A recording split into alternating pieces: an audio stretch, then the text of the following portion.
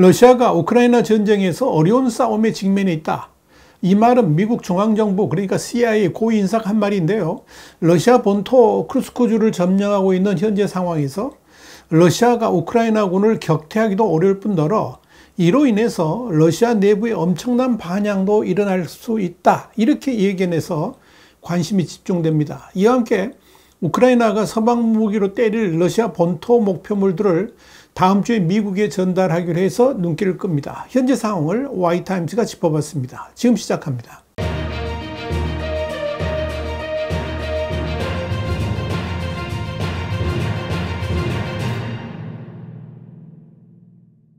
로이터 통신은 현지 시간으로 29일 데이비드 코언 CIA 부국장이 이날 메릴랜드주에서 개최한 정보 및 국가안보 서밋 행사에서 우크라이나군이 러시아 본토 크루스크주를 점령하긴 했지만 병합할 의도는 없다라고 밝혀왔다. 그러면서 우크라이나군이 해당 러시아 지역에 방어선을 구축하고 있는 상황에서 러시아가 이 영토를 되찾기 위해 푸틴이 반격에 나설 것이 확실하지만 이는 러시아의 어려운 싸움이 되리라는 것이 내 예상이다. 이렇게 밝혔다. 이렇게 보도를 했습니다.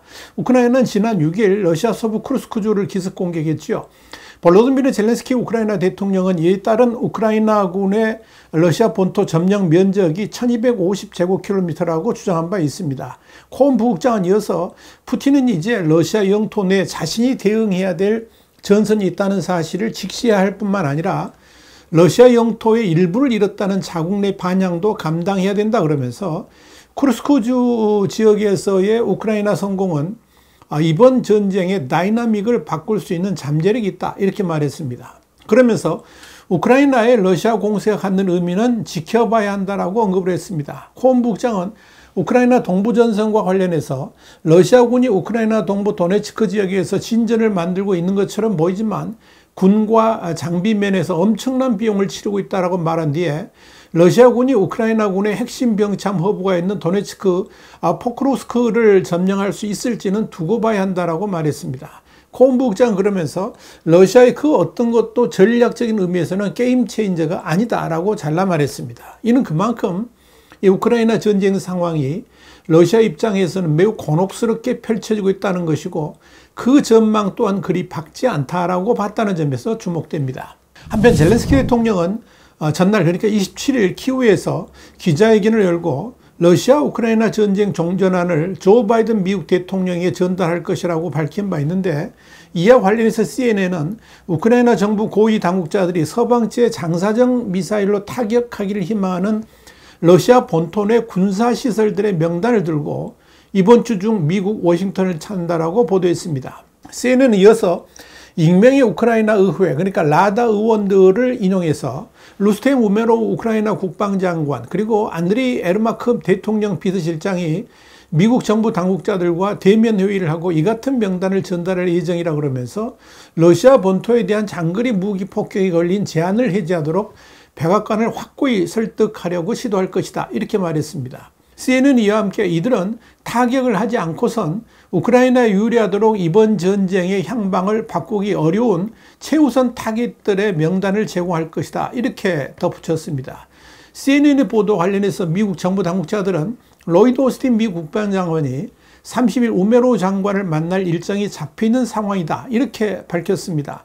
다만 에르마크 비서실장이 만날 미 정부 측 인사가 누구일지는 아직 확인되질 않았다. 이렇게 CNN은 전했습니다. 미국 정치 전문 매체인 팔리티코는 우크라이나가 미국 정치권을 설득해서 러시아 내에서의 미제 무기 사용 제한을 풀기 위한 최후의 노력으로 목표물 명단을 사용하고 있다고 전했습니다. 그런데 우크라이나가 요구하는 러시아 본토 내의 주요한 군사 목표물 공격은 그동안에 미국이 확전을 우려해서 반대해 왔습니다. 이런 차원에서 미국이 지원하는 에이테컴스 미사일의 러시아 본토를 향한 장거리 공격도 허용하지 않아 왔습니다.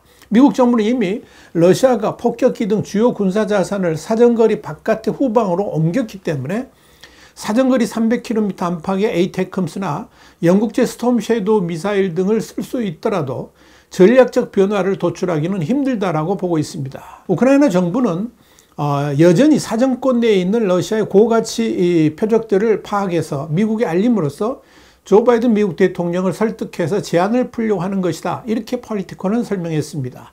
미국 정부 일각에서는 서방제 미사일보다는 우크라이나가 서방 기술 및 재정 지원에 힘입어서 개발에 성공한 항속거리 수백 킬로미터에서 1000킬로미터에 이르는 자폭 드론을 활용해서 러시아 후방을 공격하는 것도 더 효율적이지 않겠나, 이런 주장도 나옵니다.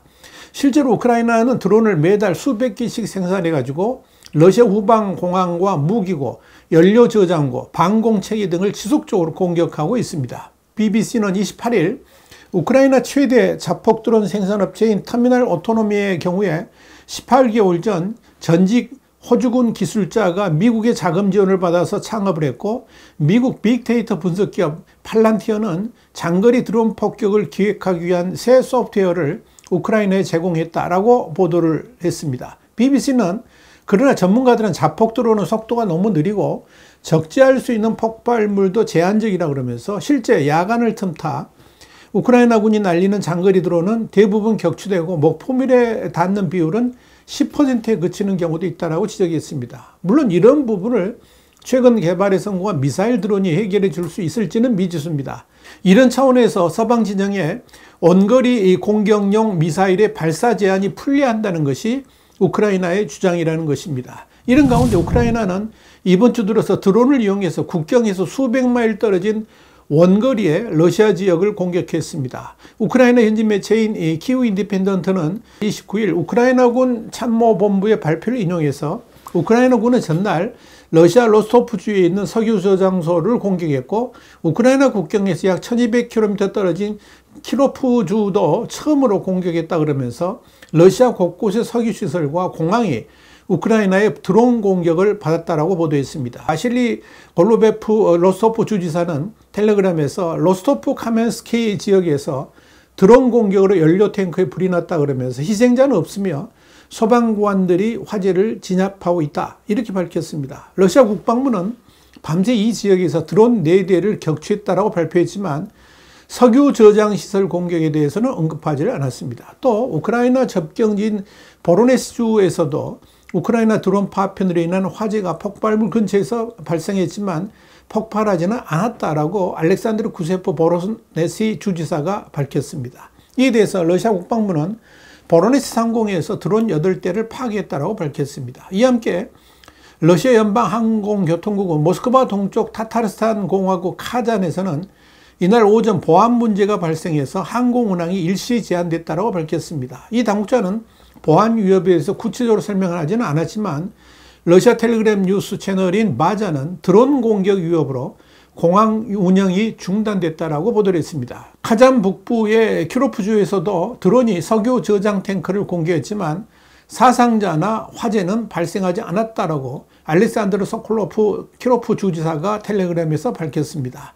우크라이나는 러시아 접경지 쿠르스크주에서 3주째 공세를 벌이는 가운데 러시아 본토에 대한 드론 공격도 강화하고 있습니다. 러시아도 이에 맞서서 최근 우크라이나의 에너지 시설에 대한 대규모 집중 공습에 나섰습니다. 이런 가운데 러시아군이 우크라이나군이 점령하고 있는 러시아 본토 쿠르스크주를 탈환하기 위해서 병력 3만 명을 러시아 본토 쿠르스크주 방면으로 재배치한 것으로 알려졌습니다.